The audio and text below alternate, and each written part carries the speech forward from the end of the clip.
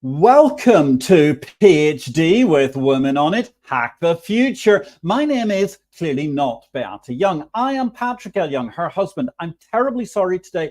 Beata has been called up force majeure in a very, very lengthy meeting, and she is not going to make it for today's show, or at least not the start of it anyway. So I have the pleasure of introducing today's PhD Positivity Hack Delivered, which is going to be delivered by our guest, J. Tucker Miller.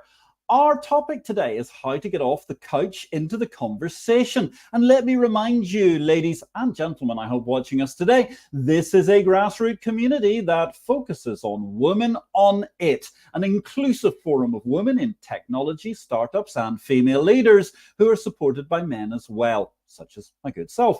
And I bring heart to that hustle because empathy is my mojo, not just Beata's, and empathy is critical to you in order to get off the couch and into that conversation. But first of all, let's talk about some fabulous things that wonderful women have been doing in and around the Women on It community during the course of the last week. First of all, over to Annie Gaudreau, a former PhD guest.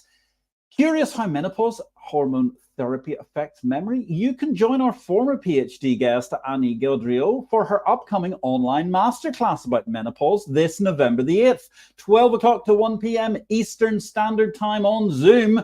You can click the link in the comments section beside this live stream to register.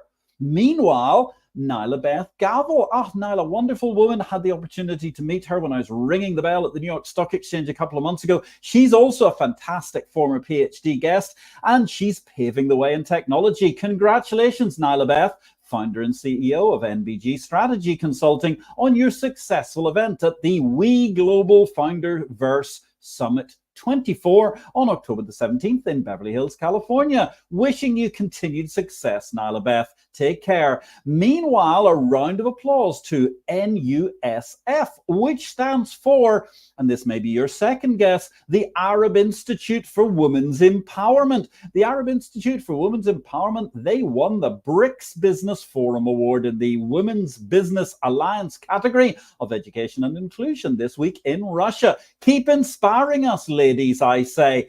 Now let's get back to our topic today, and a very exciting one it is indeed. In a career that has ranged from law to sales via the diversity of HR and risk management, now that's quite a range, ladies and gentlemen, Tucker Miller has experienced the highs and lows for startups, Fortune 500 companies, and seen how important it is to communicate. It can be as few as 4 words, but you need to be in that conversation. And in the conversation today, J. Tucker Miller. Tucker, welcome. Where in the world are you today? Thank you so much. I'm just outside of Seattle, Washington, in the U.S. Seattle, Washington, the U.S. How absolutely wonderful. And thank you so much for joining us at what must be the early morning for you. Good grief.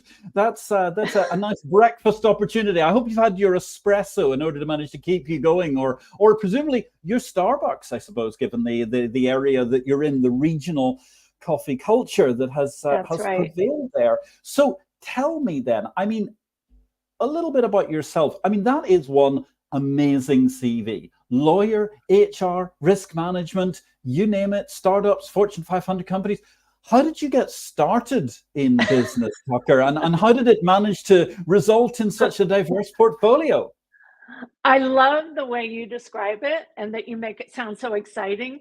Someone else might look at it and think, wow, what a restless soul. Why didn't anything work out? But I would say the main thing for me was to just dive in where I started and then continue to seek out those other opportunities, getting closer to what felt more meaningful and purposeful for me. So, I started out as law practice and one thing led to another, and none of it made sense in the look forward. But when I do a look back, every one of those experiences built on each other. And it's been an amazing career, but certainly not one that they ever told me about in law school.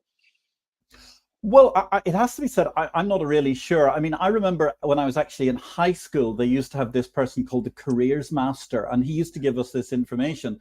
And it turned out that he'd spent 45 years as a maths teacher, which I don't think necessarily gave him the world's widest perspective on things, but he used to have these endless pamphlets and leaflets that he'd hand out. Does anybody's career actually correspond to what it's supposed to be? I mean, good grief, in this day and age in particular. I think that's the key thing this day and age. I don't meet very many people who are long tenured in the roles, although occasionally, when I work with the federal government space, it's not uncommon to find people who've been working for the federal government for 40 or more years. I find those people really extraordinary and rather unique in the context of the larger business world. So I see a lot more hopping around for sure, like what you were talking about. But there's still a few people there that continue to land in one place and make it work for a long period of time. Yeah, it's really funny, isn't it? I mean, we're here today. Well, I'm here today in Torun in Poland, the birthplace of Copernicus, and also the childhood home of Beata, who's much missed this evening. And I mean, it's really incredible because you think about Copernicus and in his career, which lasted until, good grief, he was still working when he was like 71, 72 when he died. I mean, he was an astronomer, an apothecary, a military tactician, an administrator for the church, so essentially a government bureaucrat. He was a financier, and a lot of people don't realize this. I mean, a very, very early economist, which a lot of people get quite shocked about. And of course, there was the whole astronomy thing that he's actually famous for, and he went through 5 or 6 different things. I mean, Nietzsche wrote philosophy for 20 years.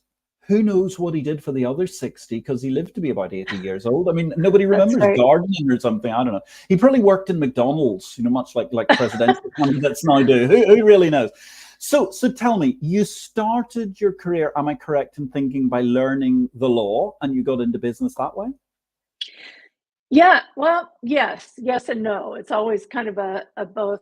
When I was in undergraduate work, I was a business major and I loved everything about business. But a lot of people also thought I was an art major because I hung out at the art school a lot too.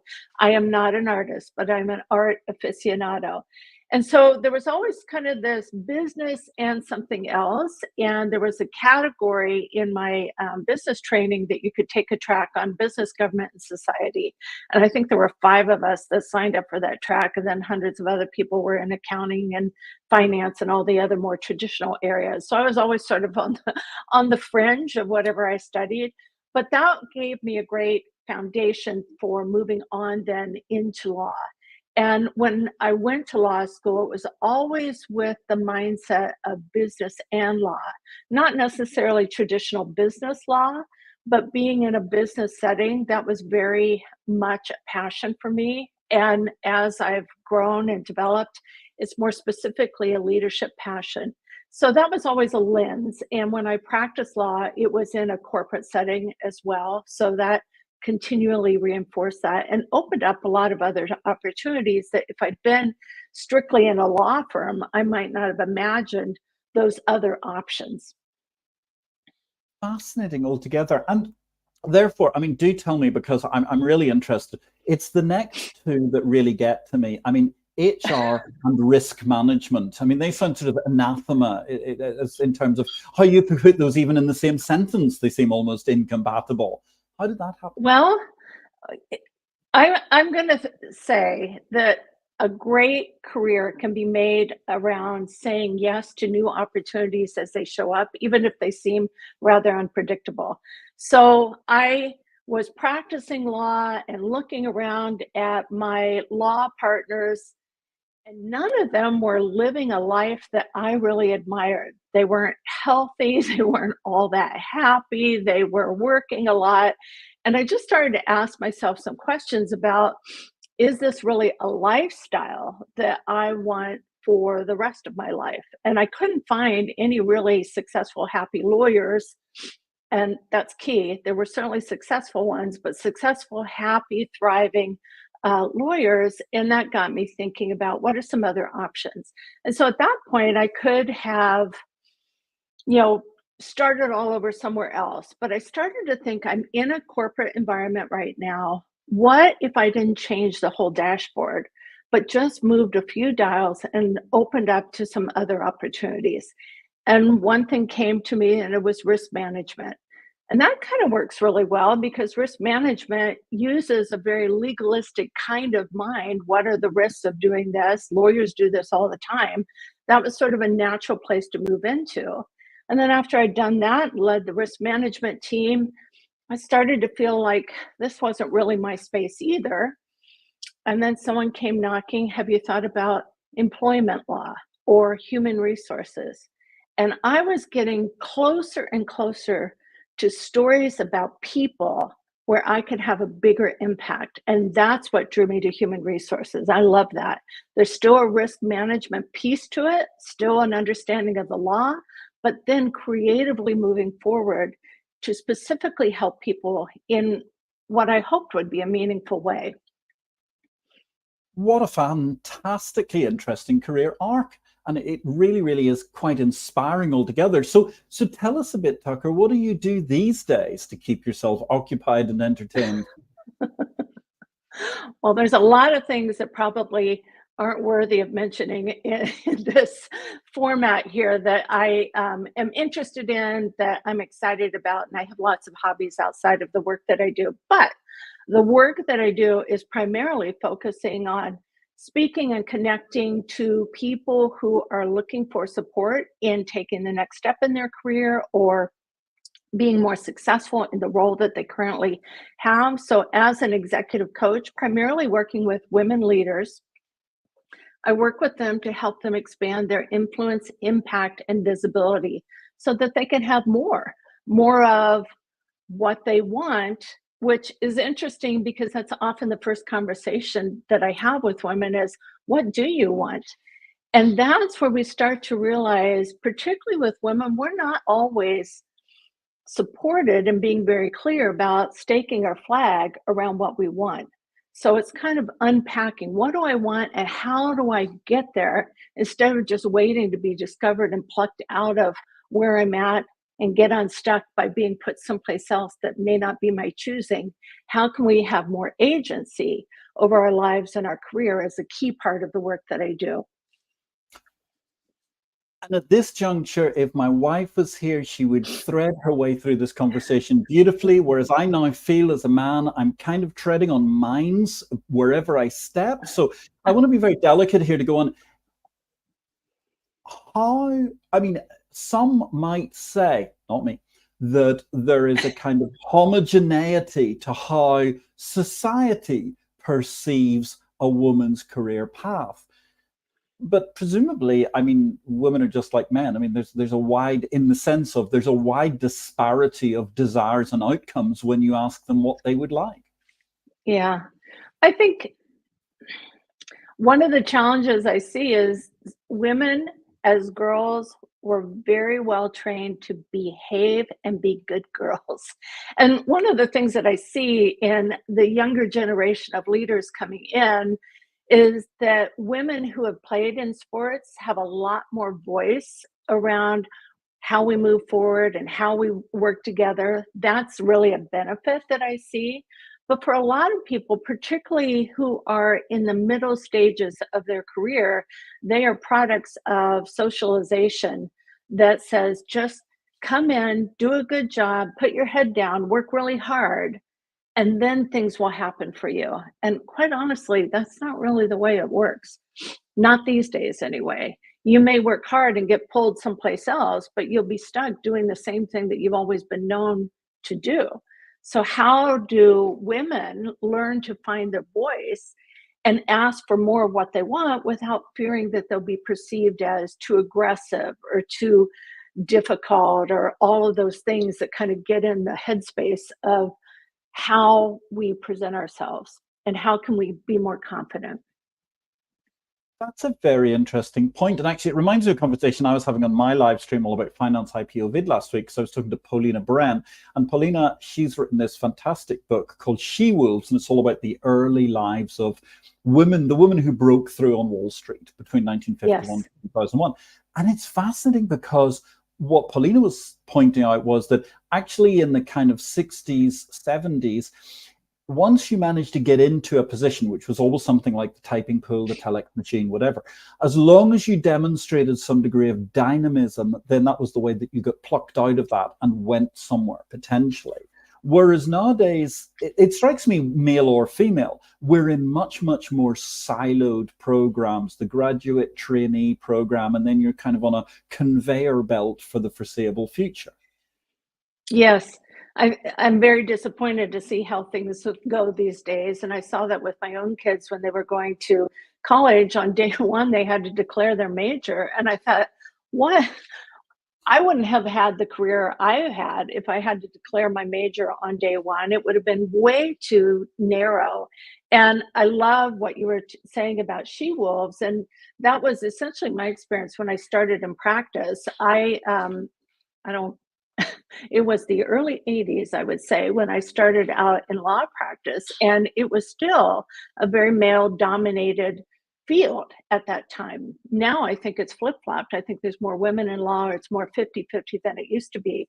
But at that time, it was very male dominated. So you think, how can I show up, work in this kind of environment, seen as providing value, and move beyond wherever they might put me, for me to start thinking about where I want to put myself. So definitely the focus is work hard, but I like that piece that you added about dynamism, because as you adapt to take on different responsibilities, or the less exciting piece perhaps, and show how exciting it could be, that's where you start to differentiate what you bring to the table. And I'm thinking, Patrick, about your question about how did I have such a diverse career. One was saying yes to all the other opportunities that came up to get me closer to something that felt more purposeful and meaningful to me. But the other way that I got those doors to open around me was creating the kind of benefit that people hadn't even thought to ask for, working on the edges of the quote job description or position description, and thinking about how I could create value in ways that other people weren't, that would still be meaningful to me, ultimately led to an entire career of jobs that were created for and around me.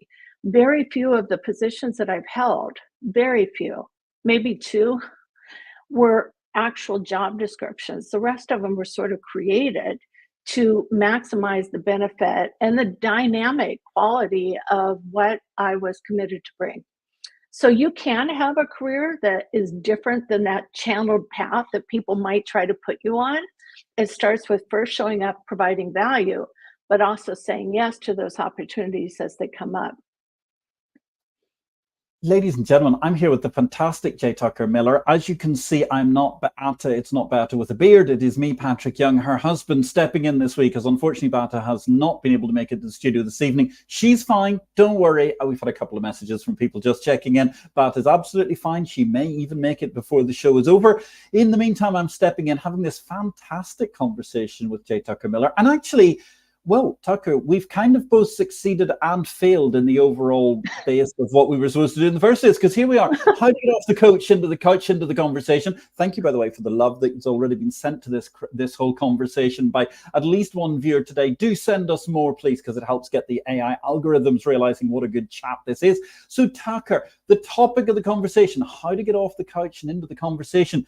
You're great at the concept and the whole means and way in which you open doors, clearly, because you've been through this varied career. And if you hadn't been opening doors, I don't think you'd have had anything like this sort of a variable career over time.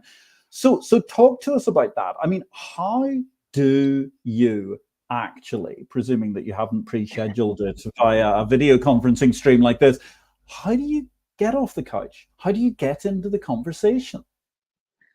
Well, let me give you a little bit of perspective. Like, how did this even come about that I started thinking about this? And I mentioned that I currently work as an executive coach, and I frequently, in working with clients who are very seasoned, who have a lot of insight, experience, influence, sometimes power and position, we'd be working together on some problem or challenge that they were having, and there would be this place of agreement that they should have a conversation. So what would that conversation look like? We'd structure the conversation, plan the conversation, Was there any reluctance? No, I'm going to do the conversation. So when I came back with the client and asked them, how did it go?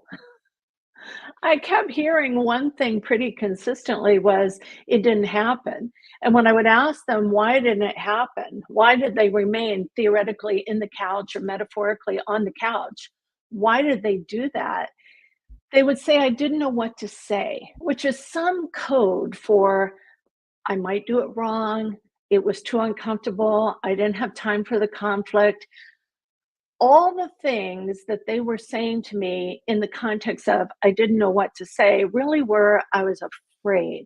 So now we kind of start to think, or I started to think, how do I create some momentum? Because what they're doing is staying in a story that justifies not having a conversation that they agree they need to have. They're literally on the couch being comfy, safe, and protected rather than taking the risk, rather than saying yes to the possibility and the opportunity. And so that's where I started to think, and I see it in myself, what's the conversations that I'm reluctant to have? How do I do it anyway becomes the question. And so I started to think about the possibility that in as few as 4 words, you might be able to have a meaningful conversation. And that's where my book idea, the first 4 words, came from. A lot of people say, what are the 4 words? It's a strategy. It's a strategy for simplifying how we get started in the conversation. And what I find is people are so hungry for interaction. If you get it started, it will usually happen, and it will more often than not happen better than you imagine. So when I asked my clients, if you could go back and start that conversation in as few as 4 words, what would those 4 words be? They had an answer. And it was so surprisingly simple to them. They wanted to go find out if they were right. That was the magic sauce that I discovered that would get people off the couch, because we love a dopamine hit, especially when we discover I might actually be right and I can get beyond whatever fear or reluctance I had. So I will say, some people also wanted to go try it just to prove me wrong. I don't even care at that point. The whole goal of that 4 word strategy is if I could simplify it and get out of my own way, what's on the other side? And so that's essentially my strategy for getting off the couch. And sometimes people say, well, what are the 4 words? It doesn't matter what the 4 words are, just get it going. There's a few 4 words that maybe won't work to your benefit, like it's not my job, or over my dead body. I mean, let's just be honest, there are some forward phrases that are just going to be disastrous. But if you can think about what you want and ask for it in as few as 4 words, not only does it get you off the couch, it gets you much better results, greater clarity. And for my clients who are constantly seeking to be heard, understood, and seen, brevity is the key. Less white noise, more clarity of action.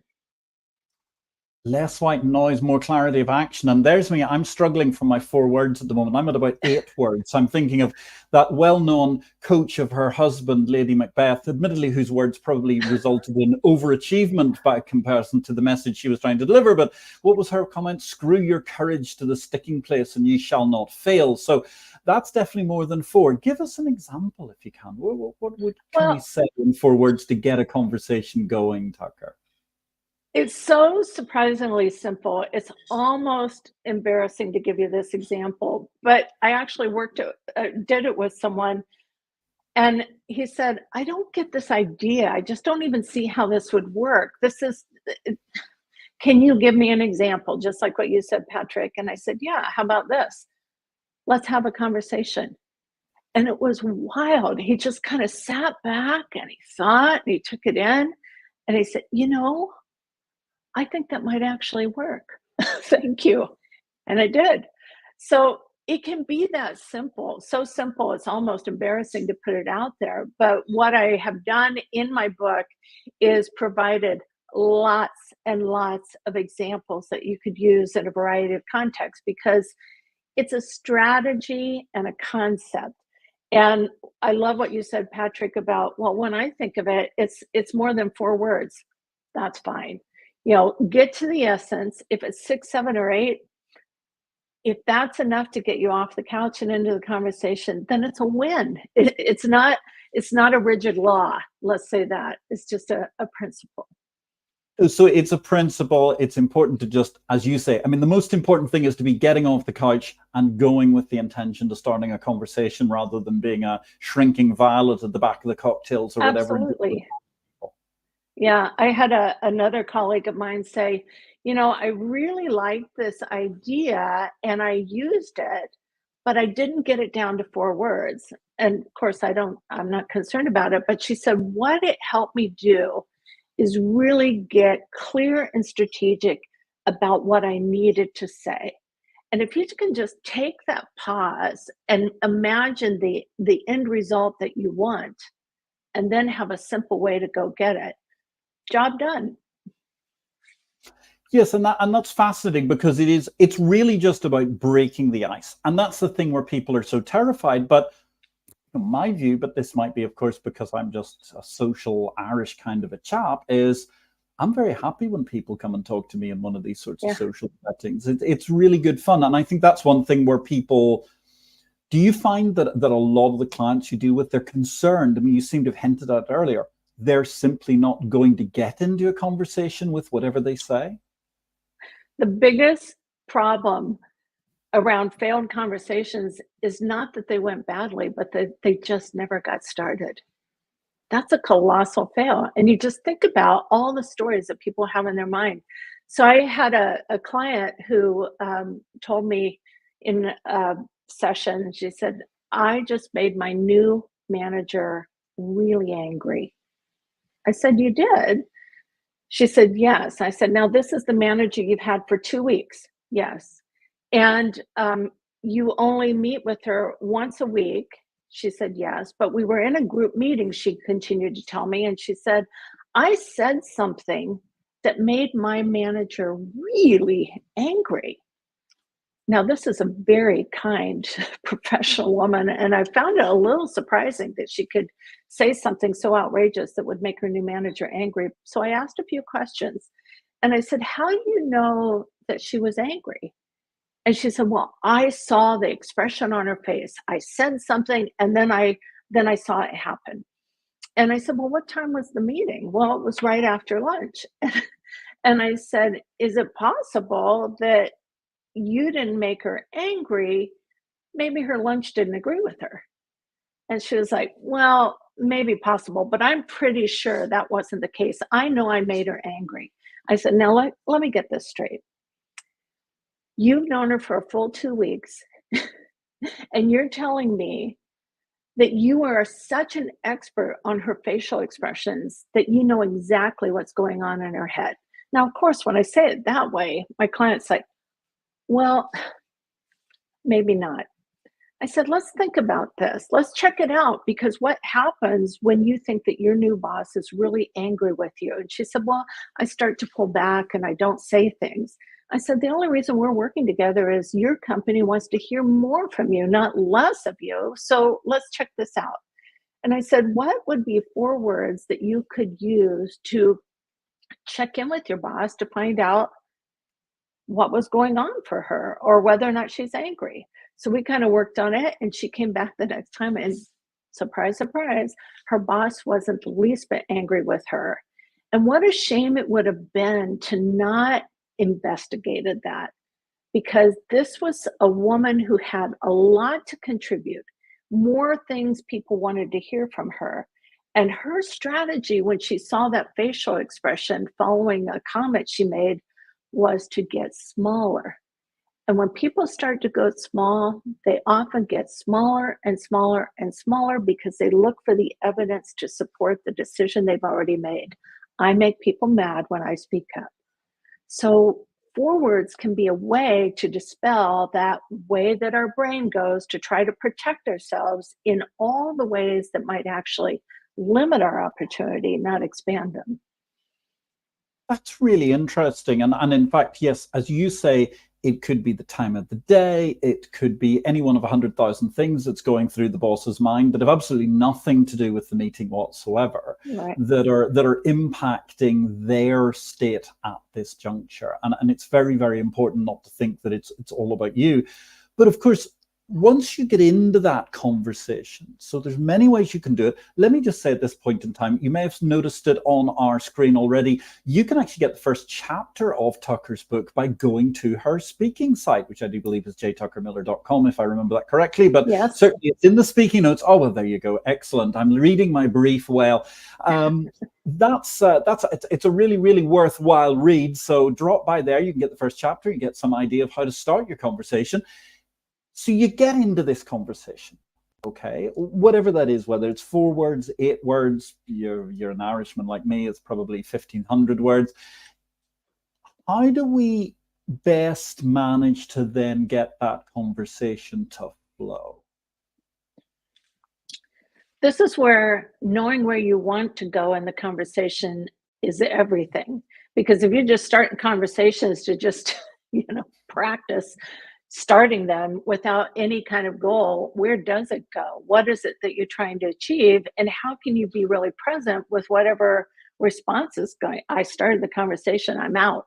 So you have to start thinking about, how can I continue to navigate in a positive way? So there's a category of things that we also focus on in communication, which I address in my book. It's like, remain calm, stay objective, find that neutral place, practice those things in the context of the conversation, so that you're not just sharing your point of view, but that you're also receptive to hearing the perspective and the response of the other person, which is part of the goal that you have when you enter the conversation, is not only for someone to understand you, but for you to also build that bridge, that trust that comes from hearing what they have to say. So at that point, you're not limited to 4 words, but certainly if you get stuck somewhere, having a few things ready in your toolbox, like, tell me a bit more, tell me more. I have more questions. Can you explain that?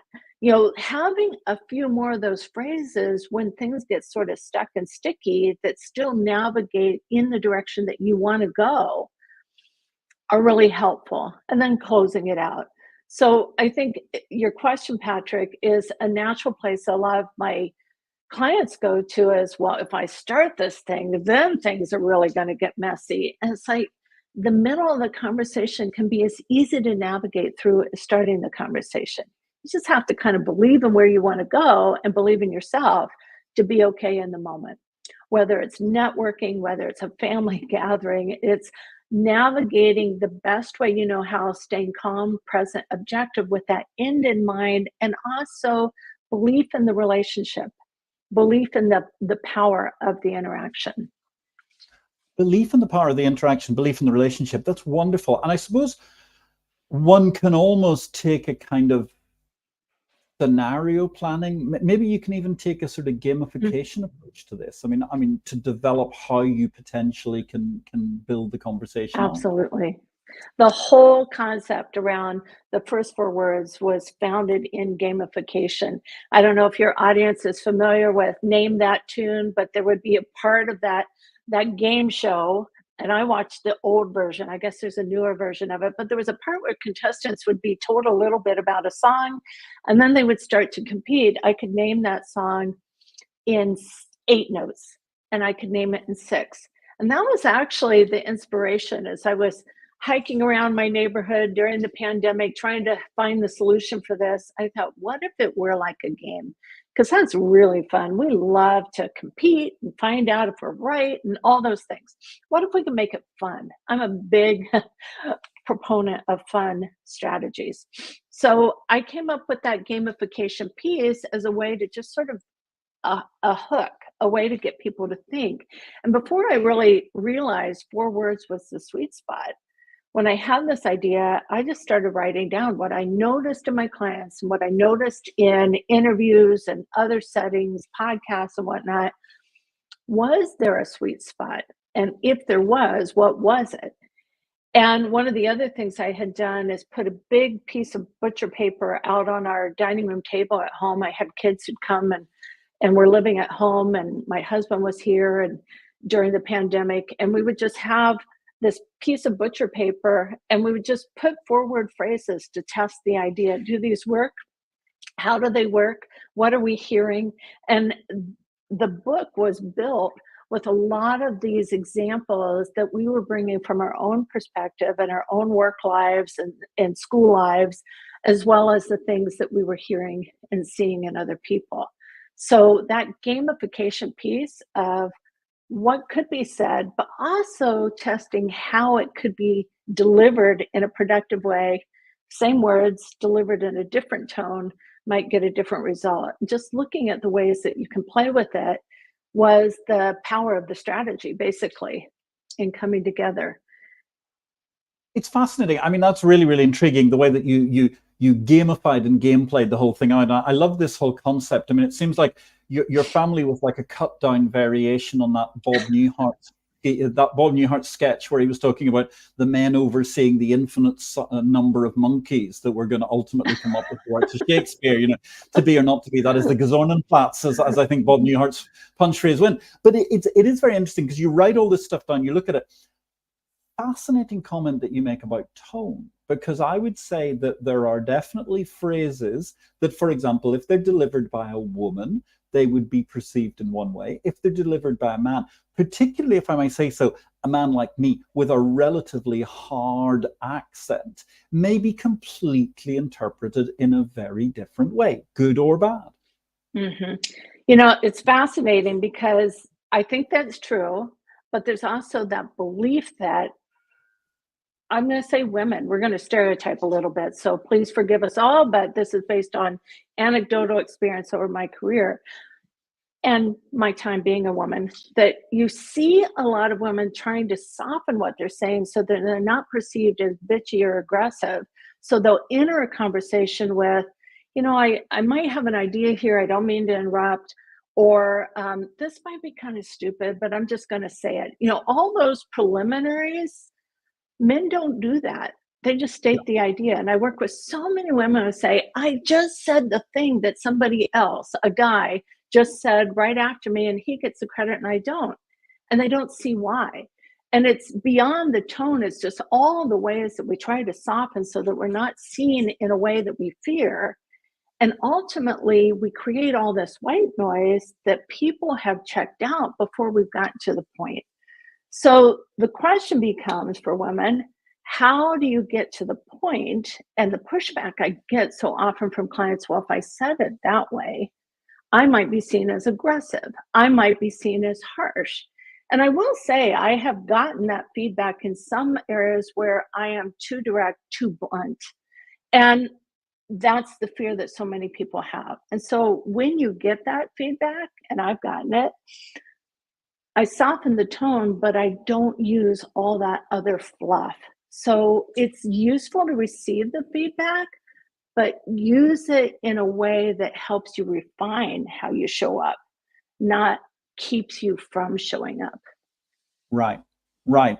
But it is interesting because actually you do hit upon a very interesting point as well, which is all of these many studies which have shown that when women do things, they're seen as aggressive, where when men do things equally aggressively, if not more so, it's seen as being normal business, which is in itself a societal issue that we need to push through in order to get there. One thing that interests me then is the cultural differences. You've worked with startups, you've worked with Fortune 500 companies. Wow, that's a massive range. Are there differences in the way the conversations start or get going between the different sides of organization, mentality, types of structure? Absolutely. And then you have the international component to it. I've also worked with professional sports teams, and every company, every country, every organization, every stage of growth has certain cultural dynamics. And frequently the advice that people give is read the room. But if you've never been in that room before, it's pretty hard to know exactly how to understand what you're reading. So the first place to start in any setting that you're in is to show up calm, respectful, warm, and personable. Then let them see how smart you are as you continue the conversation. But it's being personally connective and available that will help you navigate any situation.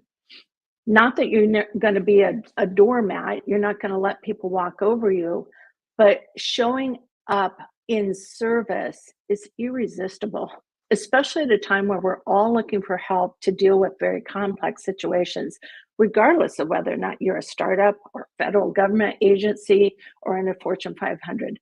People who show up to be in service are absolutely irresistible. Be that person. That's a fabulous statement. Really, really fantastic altogether. Thank you so much. And it's so interesting and so inspiring to hear you talk about this, Tucker. But I mean, can there be, if we go into, say, the work context, I mean, what about issues there? Because obviously, particularly in recent years with the kind of the ESG, DEI doctrines and so on coming in, a lot of people more concerned about generational issues in particular, because the current generation, wherever we are in the alphabet, can often see things very differently to, say, you or I. What about those sorts of issues towards avoiding harassment or any sort of issues there or thereabouts? That's pretty juicy stuff.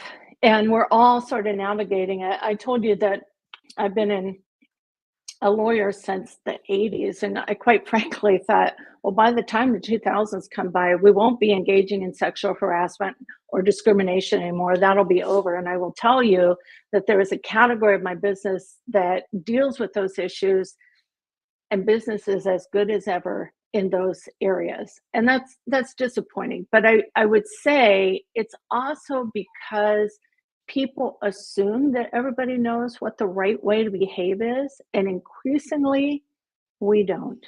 And this is part of the conversation that absolutely needs to happen, is what are the expectations? The problems are not the generational differences. The problems are the assumptions that we make about each other without really having the conversation. So one of the things that I unpacked when I was writing my book, I thought there are a certain category of conversations every manager, every leader needs to master. And not surprisingly, coming from me, there were 4 key ones. And the first is, what does good performance look like? Quit making assumptions that we all understand what it is. Are you talking about specifics around what is good performance and what's unacceptable? The other category, and this goes very specifically to what you're talking about, Patrick, is how do we talk about conduct? What are the foundational cultural standards that apply to our organization or to my team? And how do we level set that? Beyond just saying we believe in respect and honesty, what are some of the examples of that?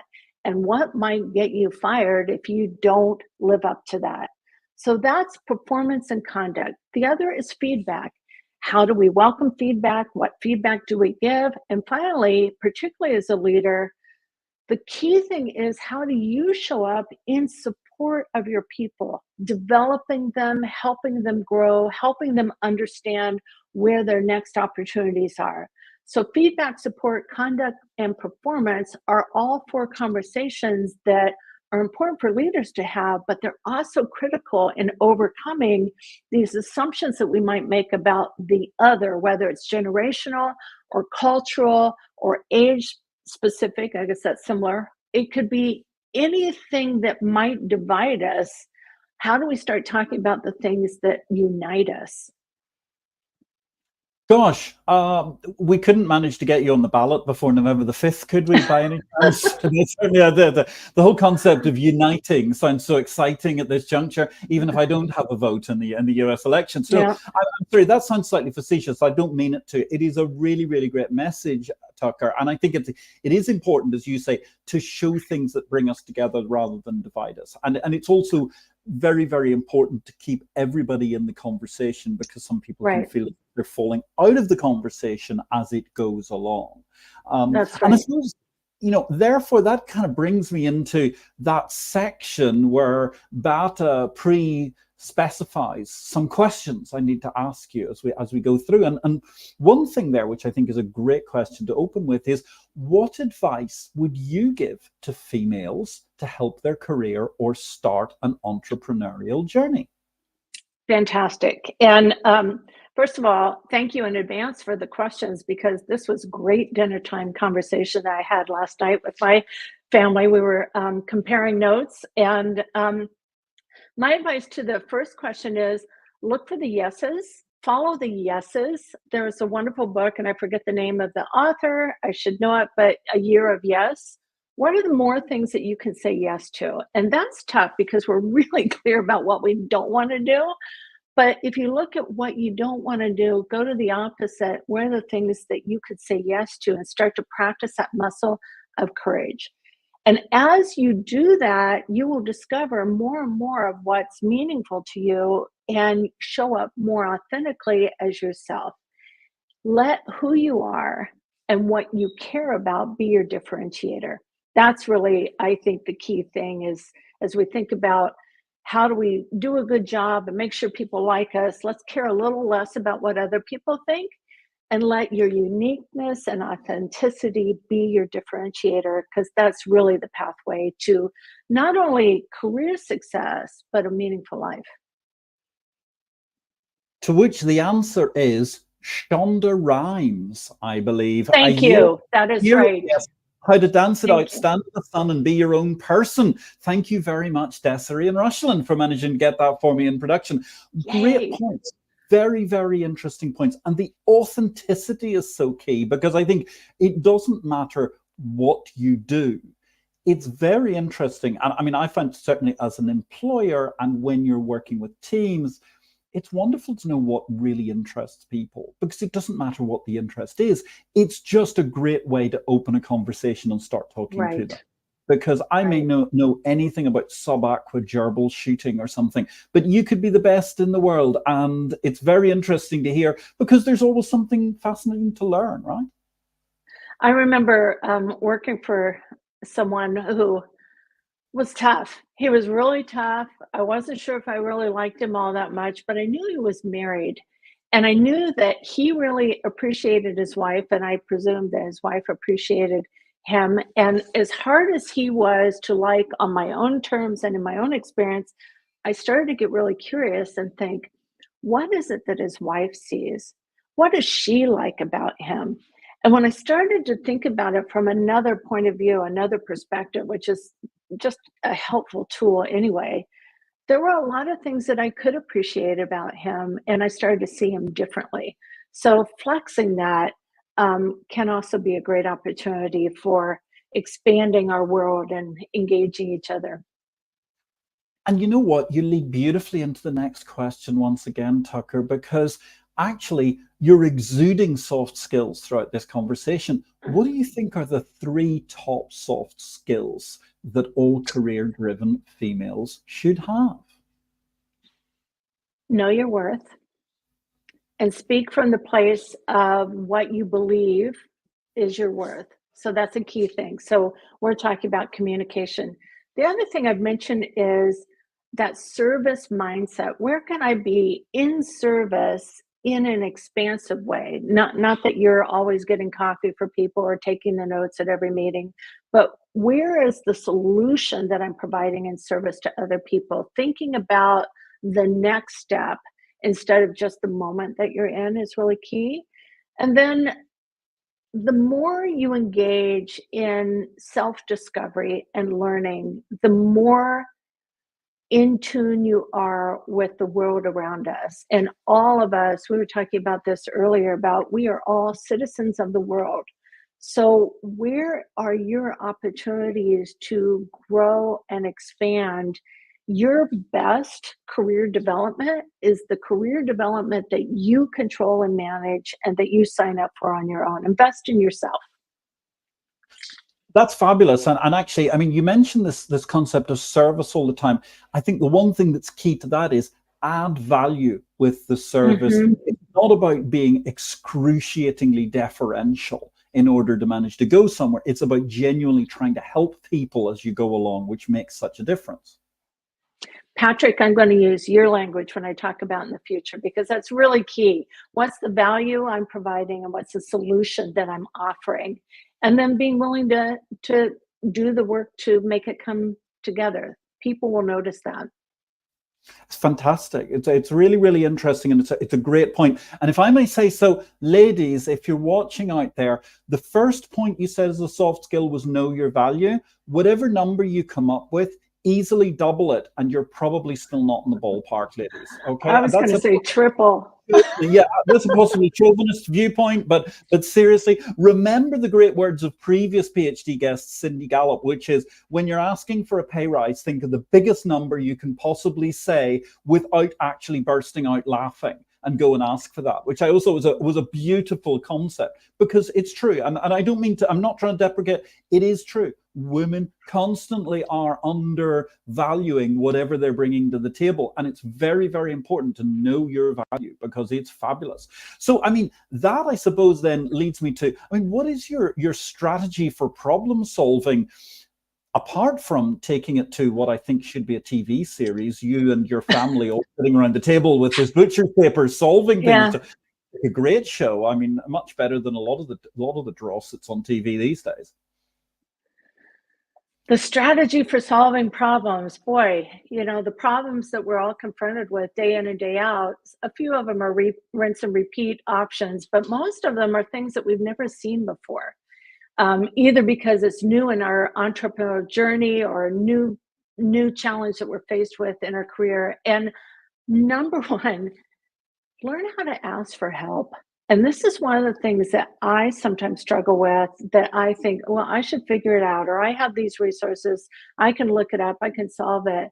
But I'm missing the opportunity to have greater insight and connection from people who have more than just the answer to the problem that I'm looking at, but have the context, the wisdom, the insight that may propel me forward much more quickly. So, number one strategy that I'm emphatically reminding myself of as well is ask for help. Get out from behind the fear that you're looking dumb, or that you're an imposter, or you should know the answer already. But are you willing to just seek out help? Because people love to help other people. You're denying them the opportunity to be in service to you when you don't ask. That's a fabulous answer. And I'm going to interrupt the flow here, because we have got a fabulous message from Heather McGovern. I am in human resources, and I have kept Tucker's book on my desk, the first 4 words, and everyone who sees it is immediately drawn to it and runs out to order it. It is so helpful for people to be able to start conversations of all kinds. Being in HR, this is an important aspect of my role, guiding employees and managers how to communicate effectively. And it just begins with the first 4 words. Well done, Tucker. Thank you very much. Well done, Heather McGovern. That's a beautiful post. Lovely to see ladies supporting ladies on this show. And that's an absolutely fantastic one-liner altogether, which shows you certainly solved some problems along the way. Thank you, Heather. Absolutely. Thank you indeed, Heather. Now, I mean, thinking about that, of course, none of us are able to achieve success without some help along the way. Is there a particular person you're grateful towards who helped you get you to where you are? All right, I'm going to quote Justin Bieber on this one. So bear with me. I'm not going to sing it. But he has a song called Lifetime, and it says, some people come in our life for a season and some are lifetime. When I think about that question, there are so many people who have been critical to a season of my life. And then there's the lifetime people. And I'm going to do a shout out to my dad. He shows up every Tuesday morning across from me, and we have coffee and a cinnamon roll, and we talk about life and challenges. And he had been my early business mentor. He'd been a business leader. He'd been in the military as an officer, and he is really been my North Star around navigating my career and just being a really powerful sounding board. But I don't want to ignore those seasonal people that have shown up in my life at really critical moments.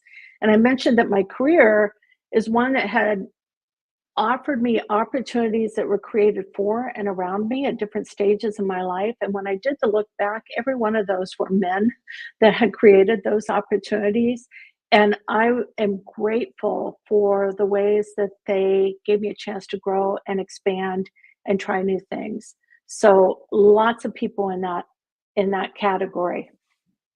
Lots of people led by dad, and you talk about exciting new things and so on. Can you share with us, are you working on any exciting new projects right now, Tucker? I am. I've had my own practice, executive coaching, for the last 3 years. So I left my corporate experience to start my entrepreneurial experience, and I've loved every minute of it. And one of the things I always tell people I'm the best and worst boss I've ever had. I love doing it, but you wear all the hats. And so my exciting thing is really expanding my speaking part of my business, looking for opportunities to engage more personally with people, providing more generosity of insight and experience, and sharing both my strategy for the first 4 words, but also my heart to help, particularly women, feel more powerful in their roles as leaders and contributors to our community. And in fact, therefore, building on that, I mean, Eleanor Roosevelt famously once said, "Women are like tea bags. We don't know our true strength until we are in hot water." How are you in hot water? Indeed, how are you brewing this evening or this morning in your side of the world, Tucker? I'm brewing in a lot of the ways that I'm imagining this next phase or next stage of my business. But when I was thinking about this quote, I have had very challenging times in my professional life that were because of things happening in my personal life. And if you really want to know what testing looks like, particularly with women that I have worked with, what I've seen is the struggles that they see with their children, the things that they are going through with their parents, all of those things consume so much energy and thought and care, and they continue to show up in the best possible way at work. And um, those are the things that really reveal our strength and our ability to compartmentalize when we need to show up in service where we can, but also to be in service to the people that we love, and somehow, some way, also take care of ourselves. And that has been the biggest test of my career, is those moments when people I love are struggling. Wow. And we're going to have to do a slightly quick fire round of questions because it's so inspiring, this conversation. Number one book that you sit back and think, gosh, I wish I'd read that earlier. The Power of Habit by Charles Duhigg. And a lot of people are more familiar with General Atomics. It's related, but Power of Habit came out first. And that was my big aha. If you really want to understand what's going on in your brain, look at what you're doing every day, because your mindset is informing all those habits. And if you want to change how your brain works, notice what you're doing and think about how you want to re-engineer that or reverse engineer it. That was a powerful book for me. Fascinating. And so the breakfast question, you can meet anybody in the world from any time for a private breakfast. Who, what, where, why? I wish I had a name for the person. It doesn't really matter where we would meet, but I want to meet the ancestor that I have that left a life in Europe, in Scotland or England. We've got a couple of them who came to this country, America, in the 1700s. Were they running from something? Were they going towards something? What gave them the resolve to make that kind of unknown journey at that time? I'd like to understand that a lot more. Wow, fascinating. And give us your life lesson quote, please, Tucker. My life lesson quote. Um, I have two, and I'm going to give both of them very quickly. One is from my dad, and the source is unknown, but how little you suspect the lives of others you affect. That's powerful, especially when we think we're not making a difference. You have no idea the kind of difference that you might be making. And the other one, and this was an insight that I got when I was in law school, but I didn't have the phrase until more recently, and it comes from Marie Forleo. Everything is figure outable.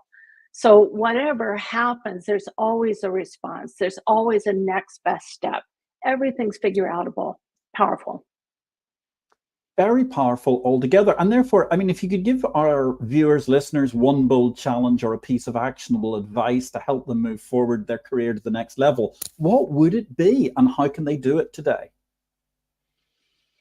I feel like I've touched on a lot. I would just decide on your next growth opportunity and do it. The biggest challenge is in the story that you tell yourself. Set the story aside and do it anyway.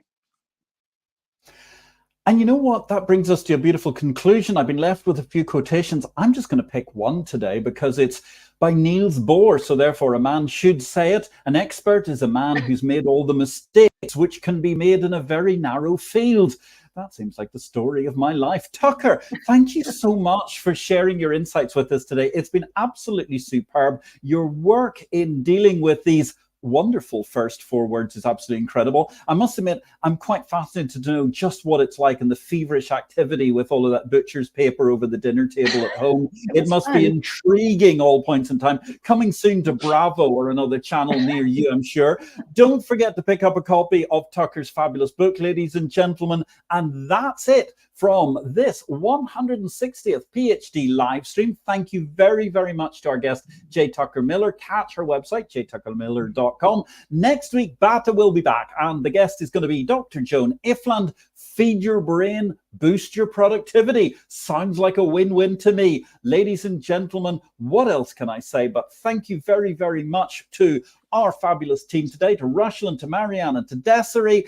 And of course, if you don't like something, change it. If you can't change it, change your attitude. As Maya Angelou said, look for something positive in each day, even if some days you have to look a little harder. We didn't have to look far at all today. What a positivity hack delivered it's been. This has been a fabulous show. It was a joy to manage to join you today as a special presenter at the last minute. See Bata next week. Catch J. Tucker Miller at jtuckermiller.com. Remember, today is your day to hack the future. Hack the positivity you want. Have a great week.